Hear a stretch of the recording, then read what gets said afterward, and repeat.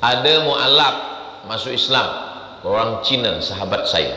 Saya tanya, awak masuk Islam? Ya. Sebelumnya semua saya dah cuba. Oh, dia cuba macam makanan. Dia cuba. Saya, kenapa awak last sekali ni, iya, last sekali Islam. Kenapa suka Islam? Kerana Islam ni Tuhannya tak nampak, kata dia. Oh, iya juga. Alhamdulillah. Sehingga kalau orang nak olok-olok Islam, susah nak buat AI.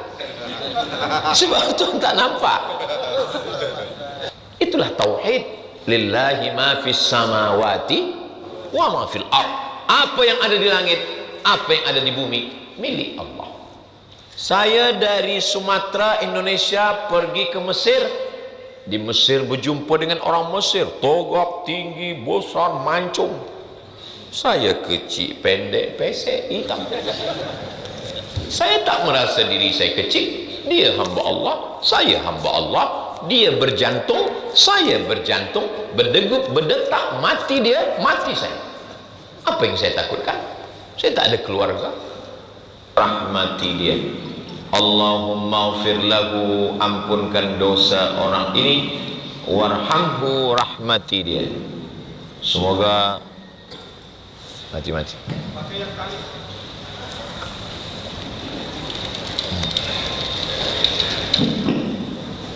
Semoga kita selalu mendapatkan rahmat Allah Subhanahu wa taala. Amin ya rabbal alamin. Tajuk kita Islam di zaman modern, pegangan atau ikutan. Kalau ikutan itu ayah kita Islam, mak kita Islam, kita tinggal di negeri banyak orang Islam, kita pun jadi Islam. Hanya ikutan saja. Tapi dalam tajuk ni nak bertanya, pegangan atau ikutan? Islam ini banyak orang berislam 3 kali saja. Lahirnya akikah, besar nikah, mati takziah. 3 kali saja Islam. Lahir diazankan, mati disembayangkan. Sekali-sekali ikut sembayang. Aidil Fitri, Aidil Adha. Bukan ini Islam. Islam ini adalah way of life, jalan hidup. Cara makan Islam, cara minum Islam, cara memilih pemimpin Islam, cara menikah Islam, cara berniaga Islam. Dan Islam ini kalau kita tengok dalam perjalanannya, Islam memang turun di Arab, pakai bahasa Arab. Nabi Muhammad sallallahu alaihi wasallam orang Quraisy. Quraisy itu Arab. Tapi bila Islam sudah turun, Islam menjadi rahmat tidak hanya bagi orang Arab. Wa ma arsalnaka illa rahmatan lil alamin, semesta alam. Apa kitab yang paling tinggi? Al-Quran. Bagaimana kita memahami Al-Quran? Baca tafsir. Siapa yang menulis tafsir paling tua? Tafsir Abu Ja'far Ibnu Jarir At-Tabari. Tabari dari Tabrustan, bukan Arab, Ajam. Hadis, selepas tafsir hadis.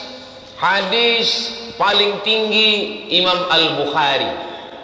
Bukhari nama dia Muhammad bin Ismail bin Ibrahim bin Al-Mughirah bin Bardizbah Al-Bukhari, dari Bukhara, Uzbekistan. Jadi Islam ini bukan hanya milik satu suku bangsa. Wa ma arsalnaka illa kafatan linnas, untuk semua manusia. Datang British menjajah India. Lalu kemudian mereka tidak hanya mengambil semua yang baik-baik, tapi juga ingin merubah keyakinan la ilaha illallah Muhammadur Rasulullah sallallahu alaihi wasallam. Bangkit seorang ulama, nama ulama itu Syekh Rahmatullah Al-Hindi. Syekh Rahmatullah Al-Hindi. Ujung nama Al-Hindi itu maksudnya India. Biasa orang itu kalau dari ujung namanya kita dah tahu. Al-Bukhari orang Bukhara, Al-Hindi orang India, Al-Kucingi orang Kucing lah. Nah, jadi Syekh Rahmatullah Al-Hindi bangkit melawan. Rupa-rupanya orang kalau melawan kalah dengan akal, dia akan pakai tangan. Kalah dengan akal Namrus, dia pakai tangan. Harriquhu, bakar Ibrahim. Berdebat dengan fikiran, kalah dengan tangan, bakar dia hidup-hidup. Syekh Rahmatullah Al-Hindi pun kata British, tangkap dia.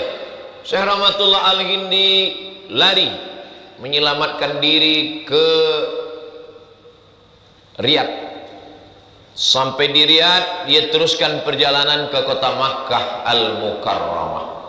Sampai di Makkah Al-Mukarramah, ada seorang perempuan kaya namanya Saula, orang India. Perempuan Saula ini mewakafkan tanah, berdirilah satu sekolah di Makkah namanya Madrasah Saulatiyah. Madrasah Saulatiyah ini berdiri sebagai pemegang tempat belajar orang ahli sunnah wal jamaah. Sekarang Madrasah Saulatiyah ini tak ada lagi, sebab dia bercanggah dengan Wahabi. Wahabi tak suka, sebab dia bertentangan dengan ahli sunnah wal jamaah. Lalu kemudian di Saulatiyah ini banyaklah orang-orang belajar. Salah satu yang belajar di Saulatiyah ini namanya Mustafa Hussein. Selepas dia belajar di Saulatiyah ini, dia balik ke Sumatera. Dialah yang mengasaskan madrasah namanya Ma'had Mustafawiyah. Mustafawiyah itu diambil dari nama dia Syekh Mustafa. Sekarang masih ada. Diasaskan tahun 1912. 1912. Sudah lebih 100 tahun. Namanya Mustafawiyah. Saya pernah bagi tazkirah di sana.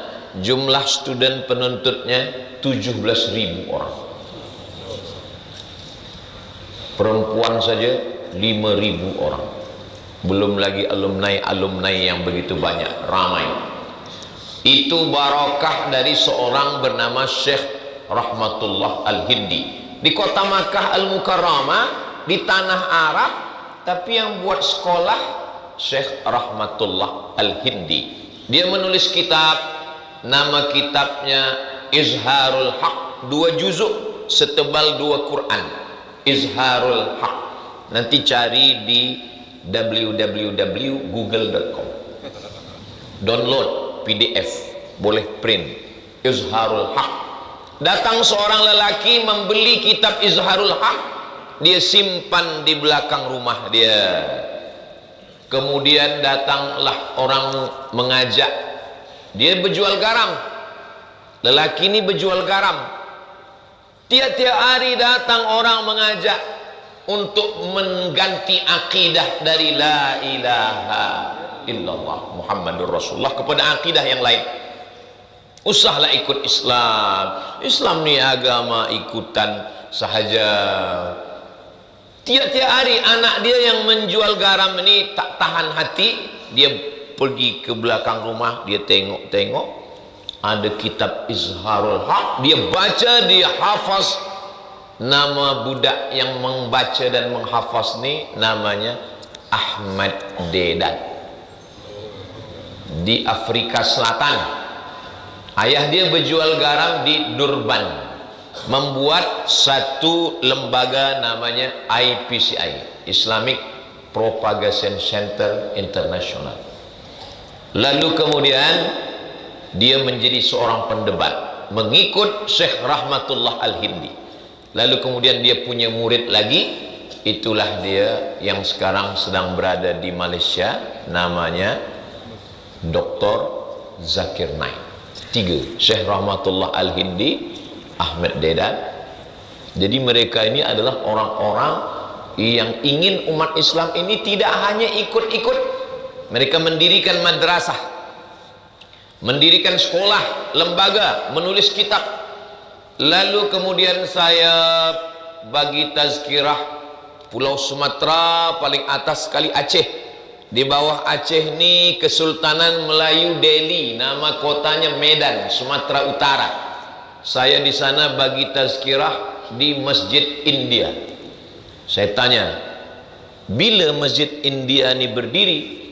Tahun berapa? Ketika gunung meletus. Tak ingat dia tahun. Ketika gunung meletus, Gunung Merapi meletus. Saya tengok-tengok 1800 sekian, maknanya lebih dari 100 tahun yang lampau. Jadi mereka tidak menjadikan Islam ini hanya setakat ikut sembahyang orang sembahyang kita, puasa orang puasa kita, tidak. Tapi apa yang kita buat, tempat orang berkumpul, masjid. Selepas masjid berkumpul, jangan sampai masjid menjadi hanya meminta kepada umat. Berfikir, maka dibenalah di samping-samping masjid ni tempat-tempat orang berniaga, sebahagiannya disewakan, sebahagiannya diwakafkan, sehingga duitnya masuk ke masjid, dibuat madrasah, dibuat sekolah, lahir para ulama menulis kitab supaya menjadi amal jariah. Semoga semua yang mengasaskan Masjid India di Kuching sampailah berpindah kemari. Dulu masjid ni di darat, saya dah tengok, rupanya pindah ke air. Dulu manusia dari air ke darat, ini masjid ni dari darat ke air, masjid di atas air. Masya Allah, tabarakallah, cantik dan indah. Sebenarnya ini nak membagi pelajaran pada saya, Abdul Somad, jangan hanya bercakap tapi berbuat.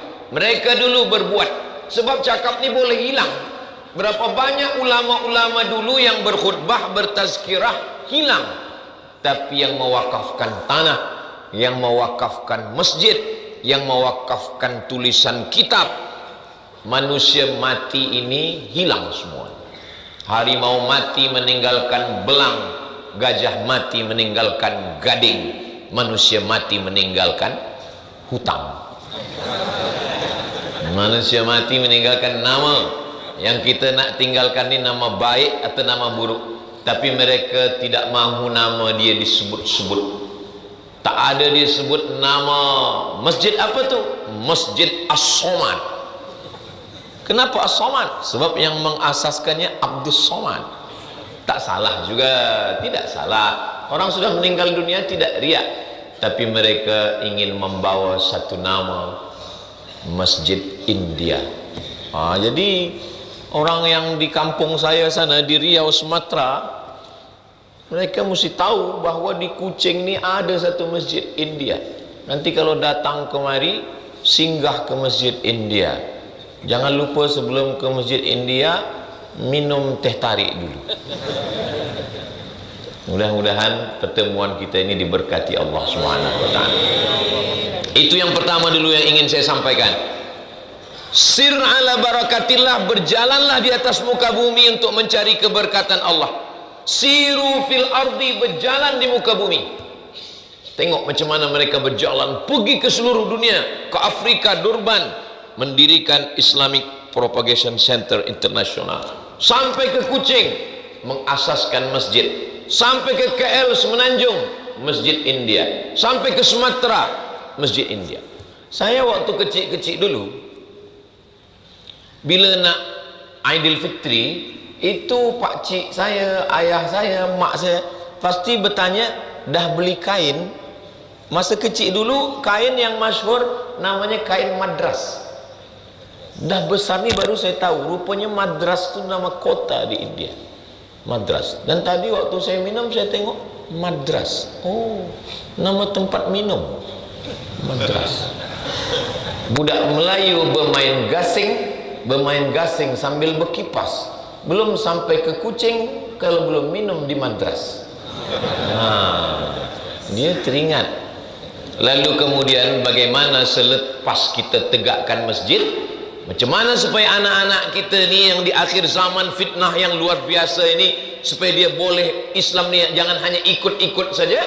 Maka yang perlu ditanamkan dalam fikiran dia ada 3. Sesuai dengan hadis Nabi ketika Jibril datang bertanya, akhbirni anil iman, akhbirni anil Islam, akhbirni anil ihsan.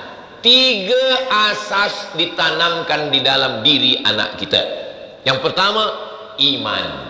Antu'mina billah wa malaikatihi wa kutubihi wa rusulihi wal yaumil akhiri wa bil qadari khairihi wa syarrihi.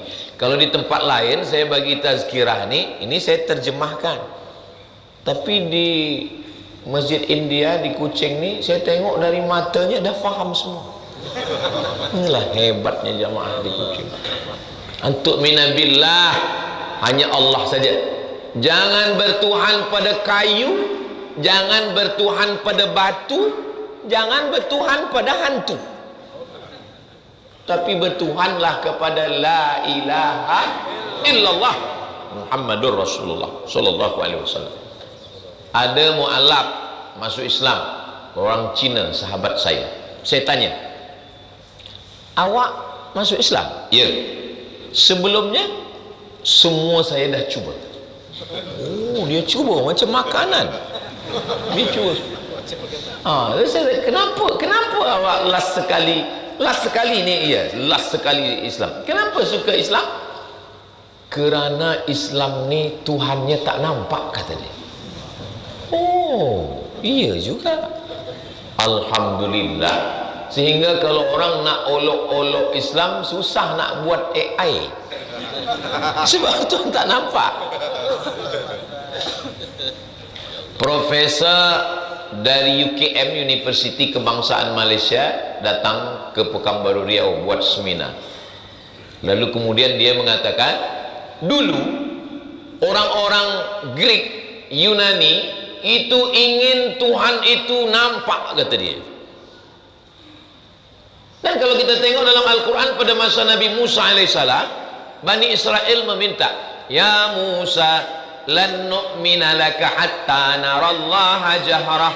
Wahai Musa, kami ingin menengok Tuhan secara nyata, nampak. Maka dalam Islam, dia hanya boleh kita rasakan. Datanglah orang bertanya, saya percaya kepada Tuhan kalau dia nampak, kalau tak nampak saya tak percaya. Okey, orang yang berjemur di pantai, kenapa orang putih berjemur di pantai, naik pesawat terbang, bayar hotel, makan, letih jauh hanya untuk berjemur di pantai? Mengapa mereka ingin berjemur di pantai? Sebab kulitnya putih, dia ingin jadi hitam. Memang dunia ni yang putih nak hitam, yang hitam nak putih. Kenapa orang berjemur di pantai boleh kulitnya berubah menjadi hitam? Sebab ada cahaya yang masuk, namanya ultraviolet. Apakah mata boleh menengok cahaya itu? Tak boleh. Apa maknanya? Kalau cahaya yang diciptakan Allah tak nampak, apalagi yang menciptakan cahaya itu? Allah Subhanahu wa ta'ala. Kalau tak ada, saya tak percaya. Kalau tak nampak, saya tak percaya. Awak tak percaya pada ultraviolet? Ada budak kecil, kata profesor dia, bila tidak nampak berarti tidak ada. Kalau tak nampak mata, maka tak ada. Oh, profesor? Ya. Yeah. Profesor ada akal tak? Ada. Nampak? Tak nampak? Kalau begitu tak ada.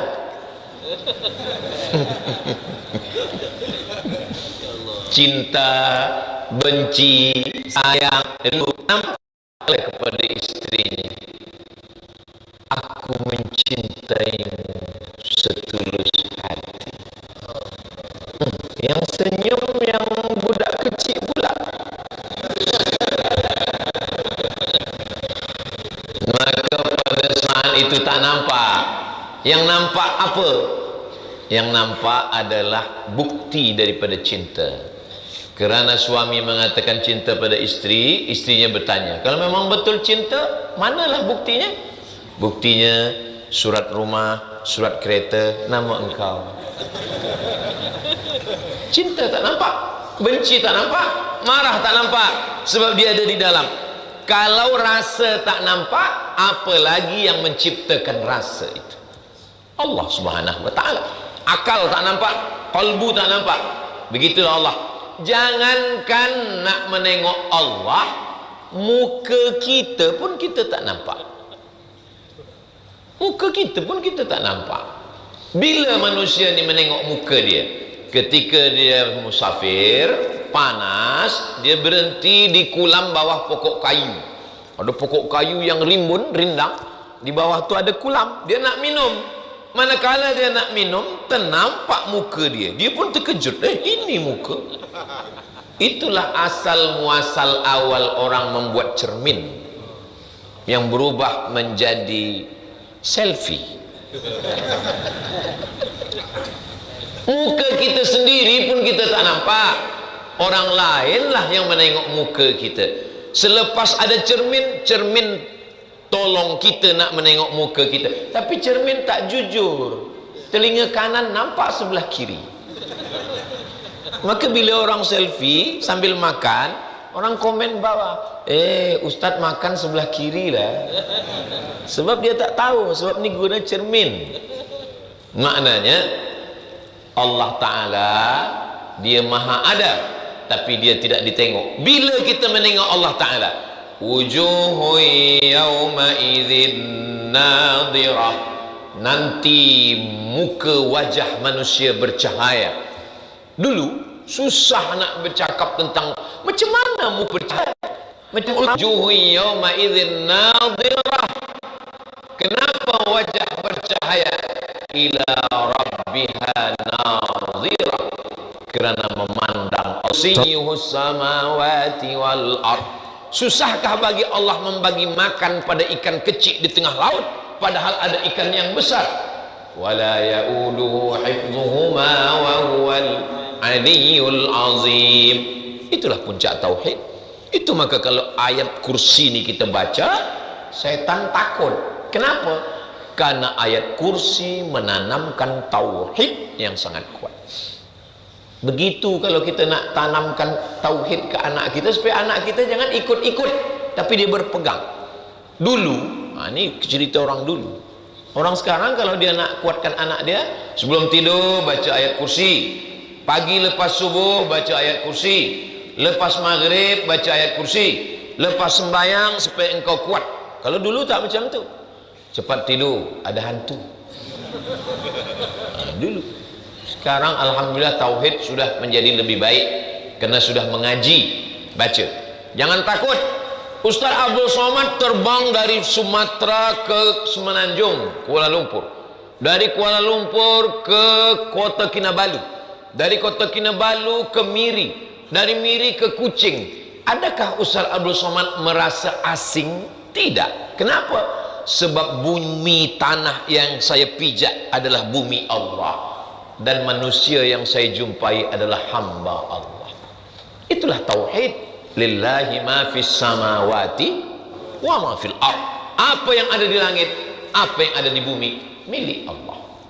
Saya dari Sumatera, Indonesia pergi ke Mesir. Di Mesir berjumpa dengan orang Mesir, togak, tinggi, besar, mancung. Saya kecil, pendek, pesek, hitam. Saya tak merasa diri saya kecil. Dia hamba Allah, saya hamba Allah. Dia berjantung, saya berjantung. Berdegup, berdetak, mati dia, mati saya. Apa yang saya takutkan? Saya tak ada keluarga. Bukan ada keluarga kita sih. Firaun ada di situ. Lepas dari Mesir saya pergi ke Maghribi. Jauh. Dari Mesir ke Maghribi 5 jam naik pesawat terbang. Dari Maghribi saya ke Sudan. Di Maghribi saya duduk di asrama. 2 asrama di Maghribi. Satu ni untuk orang-orang yang berkulit putih, Uzbekistan, Kazakhstan, Tunisia, Aljazair, Yaman, Palestina. Yang sebelah kanan nih Burkina Faso, Afrika Selatan. Saya duduk di asrama Afrika. Kenapa Ustaz duduk situ? Terasa saya lebih handsome. Tapi hubungan saya dengan kawan-kawan ini baik-baik semua. Jadi kalau tauhid kita kuat, anak kita tidak takut. Biarkan anak-anak kita terbang sejauh mata memandang. Di hari petang dia akan balik pulang. Maka jangan letakkan anak di celah ketiak. Anak ketakutan, takut nak beraktiviti, takut nak sekolah tinggi, takut nak berbuat. Sir ala barakatillah. Sir maknanya berjalanlah, ala barakatillah, atas berkah dari Allah. Langkahkan kaki, bismillahi tawakkaltu ala Allah, la haula wala quwata illa billah. Itulah dulu bekal mereka dari tanah India ke seluruh dunia. Dan sampai di situ pertama yang mereka bina adalah masjid, sehingga umat tidak hanya ikut-ikut tapi berpegang. Yang pertama kali dalam hidup ini adalah tauhid. Itu yang pertama kali. Orang yang meninggalkan harta kepada anaknya, berapa banyak ayah yang meninggalkan tanah kepada anak. Ayah tuan tanah, anak tukang jual tanah. Berapa banyak perempuan takut anak susah, ditinggalkan emas, cincin, gelang, rantai, habis semuanya. Tapi kalau ditinggalkan akidah, makanya pesan Nabi Yaqub kepada anaknya, ma ta'buduna min ba'di. Kalau saya mati kamu menyembah apa? Itu yang pertama. Kalau saya mati nanti kamu menyembah apa? Tapi sekarang orang sebelum mati apa yang dia tanya? Ma ta'kuluna min ba'di. Kalau aku mati kamu makan apa? Kalau ada orang sikit-sikit tanya makan apa? Nanti makan apa? Nanti makan apa? Cuba bawa dia ke hospital. Mungkin perut dia dekat dengan otak, sehingga pikiran dia hanya memikirkan makan saja. Makan ini memang penting. Iyalah Ustaz Somad kurus, kurang makan. Saya kurus ini bukan kurang makan, memang sudah takdir Allah begini. Saya pagi nih, pagi baru pukul 8.30 sudah makan 2 kali. Di hotel sekali, tadi kepada Sahibul Bait sekali. Saya ini kalau di kampung saya memang makan sedikit, tapi kalau di Malaysia sikit-sikit makan. Jangan takut anak tak makan. Mereka dulu datang jauh ke seluruh dunia, yang dibekalkan adalah tauhid kepada Allah Subhanahu wa taala. Ini yang kita tanamkan kepada anak kita. Maka di dalam sembahyang itulah tauhid. Besar masalah hidup engkau, problem engkau besar, minta kepada yang maha besar. Allahu Akbar. 2 kali ulang, Allahu Akbar kabira. Jangan gila dengan pujian-pujian orang. Allah yang punya pujian. Walhamdulillahi katsira. Ulang 2 kali. Alhamdulillahi rabbil alamin. Jangan merasa diri engkau suci. Allah maha suci. Wa subhanallahi bukratan wa asila. Serahkan semuanya pada Allah. Inna salati wa nusuki wa mahyaya wa mamati lillah. Ini supaya jangan Islam ini hanya setakat ikutan. Orang sembahyang, kita sembahyang. Orang Aidil Fitri, kita Aidil Fitri. Orang puasa, kita puasa. Engkau puasa, aku sakit. Engkau puasa, aku musafir. Engkau hari raya, aku Islam. Itu namanya ikut-ikutan. Kita betul-betul berislam kerana kita meyakini bahwa kita hidup mati kerana Allah, dan nanti sampai masanya nanti kita akan menghadap Allah Subhanahu wa taala. Pada saat itu tak ada yang boleh menolong, tak ada yang boleh memberikan syafaat kecuali Sayyidina wa Maulana Muhammad sallallahu alaihi wasallam. Maka banyak-banyak bersolawat. Tapi di beberapa masjid kadang saya tak disambut dengan solawat. Tala'al badru alaina. Saya lebih senang disambut dengan solawat. Kenapa dengan tala'al badru alaina? Tala'al badru sudah terbit bulan purnama. Jadi kalau Nabi Muhammad disambut dengan bulan purnama, memanglah dia macam bulan terang. Tapi kalau jamaah di Masjid India menyambut saya tala'al badru alaina, tengok hitam. Nabi Muhammad itu memang badru alaina. Oh, kami bukan tengok wajah kulit Ustaz Abdul Somad, yang kami tengok hati dan ilmunya. Begitu cara untuk mengobati hati yang terluka. Okey, yang pertama adalah tauhid. Pokok pangkal dalam Islam tauhid. Walaupun baik, walaupun orangnya bersedekah, tapi kalau dia tidak bertauhid, wa may yabtaghi ghairal islami dina falan yuqbala minhu, dia tidak akan diterima. Wa huwa fil akhirati minal khasirin, di akhirat dia rugi. Makanya apa kata Allah dalam Al-Quran? Wala tamutunna illa wa antum muslimun. Jangan mati melainkan dalam keadaan. Semoga akhir kalam kita nanti yang keluar dari mulut kita adalah la ilaha illallah. Itulah kita ini. Jangan sampai kita nak mati yang keluar dari mulut kita macam mana Selat Hormuz. Apa itu dipikirkan? Dunia ini dari dulu memanglah berperang antara Rom dengan Persia. Itulah surat Ar-Rum dalam Al-Quran. Ghulibatir Rum, bangsa Romawi dikalahkan. Siapa yang mengalahkan? Persia. Nama kaisarnya Kaisar Cyrus. Sebelumnya ada namanya Kaisar Nebukadnezar dari Babilonia, Irak. Nebukadnezar menghancurkan Palestina.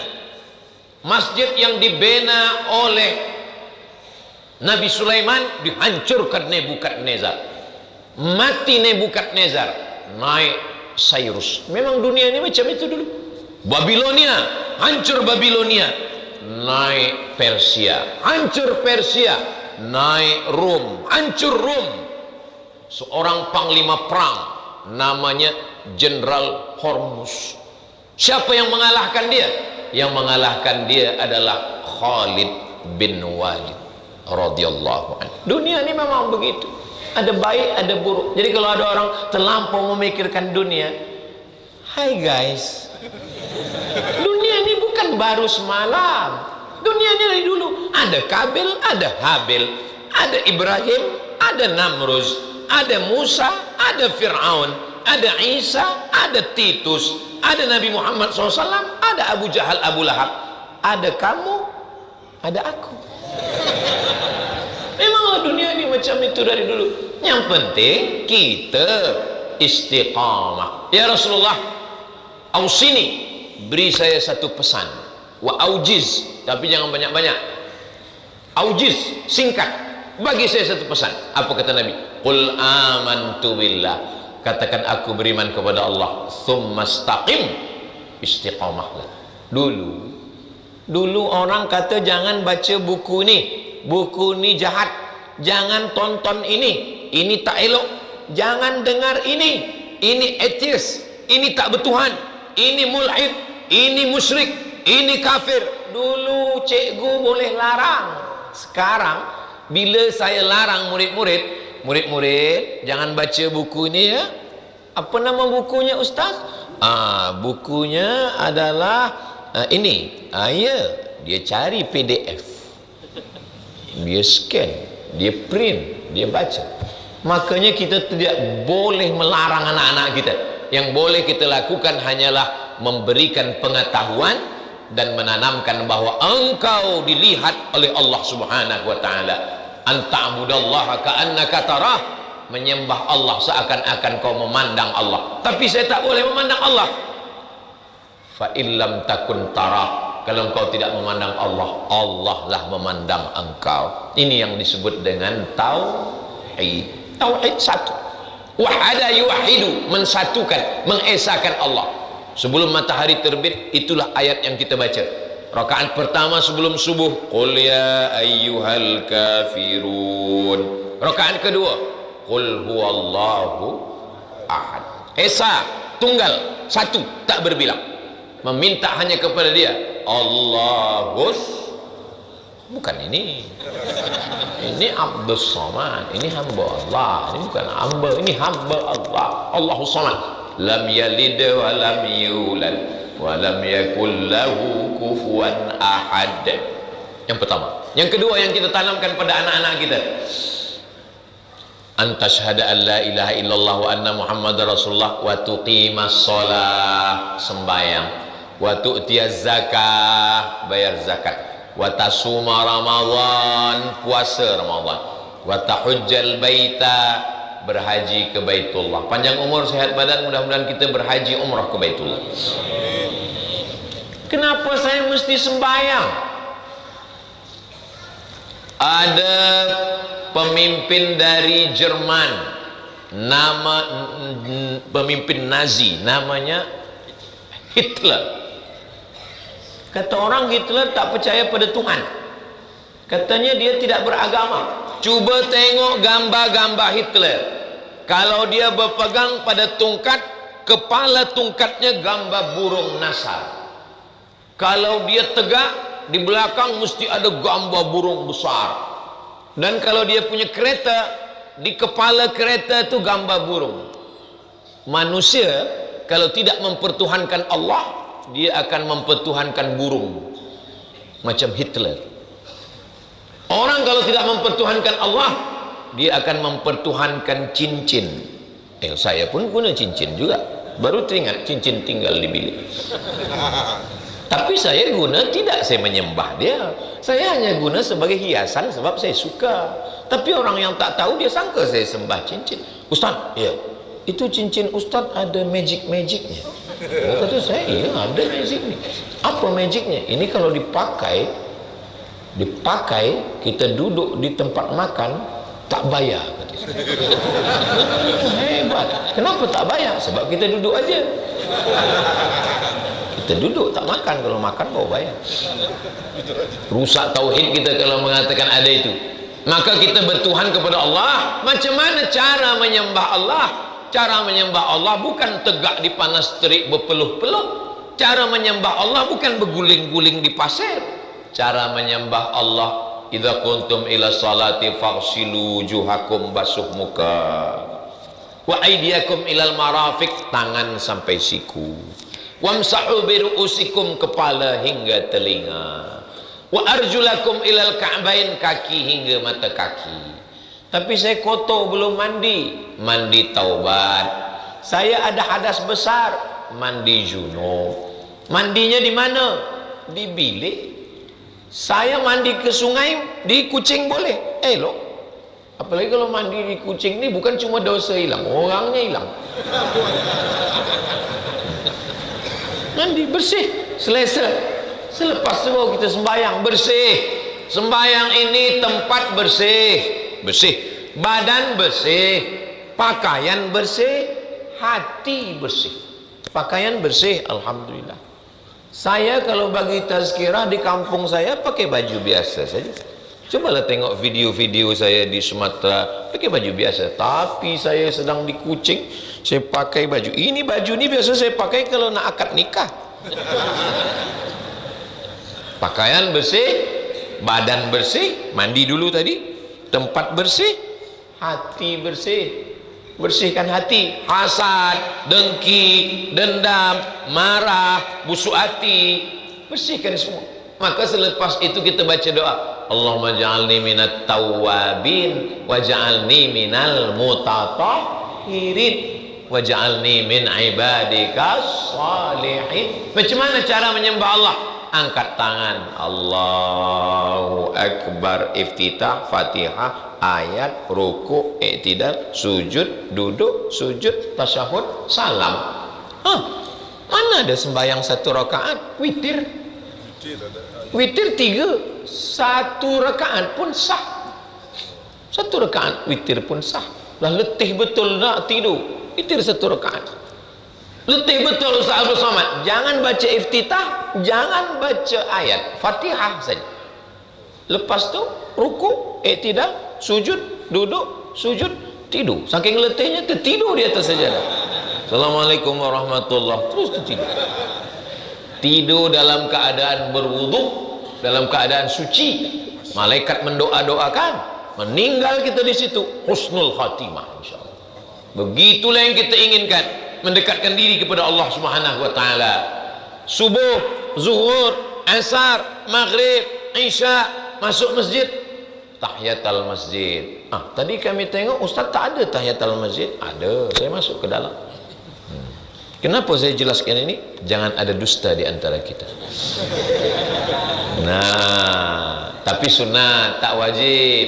Antara sembahyang ni zikir, subhanallah, alhamdulillah, la ilaha illallah, Allahu akbar, la haula wala quwata illa billah, astaghfirullah, Allahumma shalli ala sayyidina Muhammad. Kadang orang ingat Allah ni selepas kenyang, alhamdulillah. Kadang orang ingat Allah ni waktu anak nakal, anak jahat, astaghfirullah. Kadang orang ni ingat Allah waktu sedang mengamuk ke laki, innalillah. Waktu sedang senang tak ingat Allah. Ingatlah Allah waktu lapang, supaya Allah mengingat engkau waktu sepi. Ingatlah Allah waktu senang, supaya Allah mengenang engkau waktu susah. Begitulah Allah mengajarkan kita ibadah. Ibadah badan, tegak, ruku, i'tidal, sujud, duduk, sujud, tasyahud, salam. Ibadah harta, zakat, wakaf, infak, sedekah, wasiat, hibah, ghanimah, bina masjid, tahfiz Quran, wakaf Quran. Ibadah lisan, tasbih, tahmid, takbir, istighfar, solawat, zikir, baca Quran. Ibadah hati, sabar. Oh, jadi ibadah ini banyak. Saya ibadah badan sudah tak kuat lagi Ustaz Abdul Somad, sembahyang tak kuat. Ibadah lisan pun sudah tak kuat. Mati aja dah. Allah bagi kita kemudahan.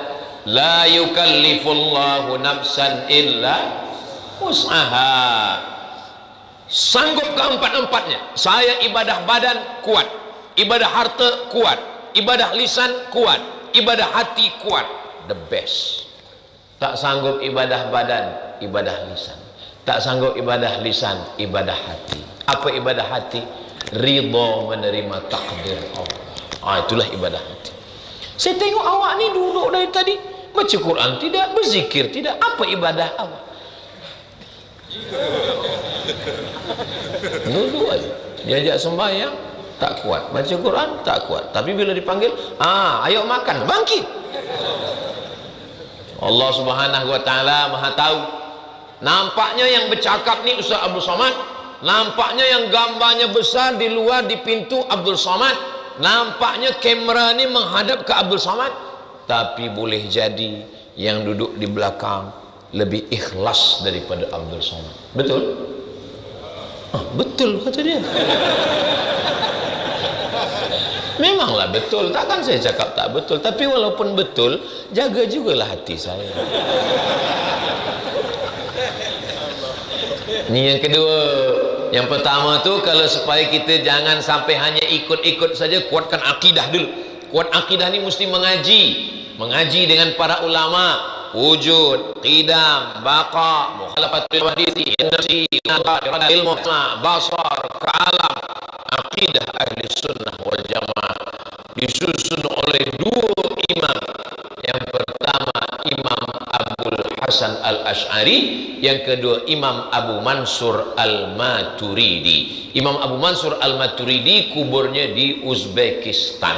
Kita naik pesawat terbang, landing di Tashkent, dari Tashkent pergi ke Bukhara. Di situ ada makam Imam Abu Mansur al-Maturidi. Biasanya kalau mazhab fiqhnya Hanafi, akidahnya Maturidi. Tapi kalau fiqhnya Syafi'i, Maliki, Hambali, biasanya akidahnya Imam Abil Hasan al-Ash'ari. Kamu baca kitab fiqh apa? Saya fiqhnya Hanafi, ahli sunnah wal jamaah. Imam paling tua Imam Hanafi, yang kedua Imam Maliki, yang ketiga Imam Syafi'i, yang keempat Imam Hambali. keempat-empatnya ahli sunnah wal jamaah. Kamu, saya tidak ikut Hanafi, tak ikut Maliki, tak ikut Syafi'i, tak ikut Hambali. Saya terus kepada Al-Quran dan Sunnah. Oh, hebat. Ya. Cuba baca Quran. Bismillahirrahmanirrahim. Alhamdulillahi Rabbil Alamin. Ar-Rahmanir-Rahim. Maliki Yaumiddin. Itu Quran yang awak baca riwayat siapa? Riwayat Imam Hafs dari Imam Asim. Kenapa tak terus ke Rasulullah? Sebab kita tak hidup di zaman Nabi, maka kita ikut ulama. Orang yang hafaz Quran, hafaz hadis, 300.000 hadis. Namanya Al-Hafiz Imam Ibnu Hajar Al-Asqalani, tapi dinamanya Al-Hafiz Ibnu Hajar Al-Asqalani Asy-Syafi'i. Kenapa dia ikut Imam Syafi'i? Karena dia rasa dia tidak alim, dia tidak berilmu.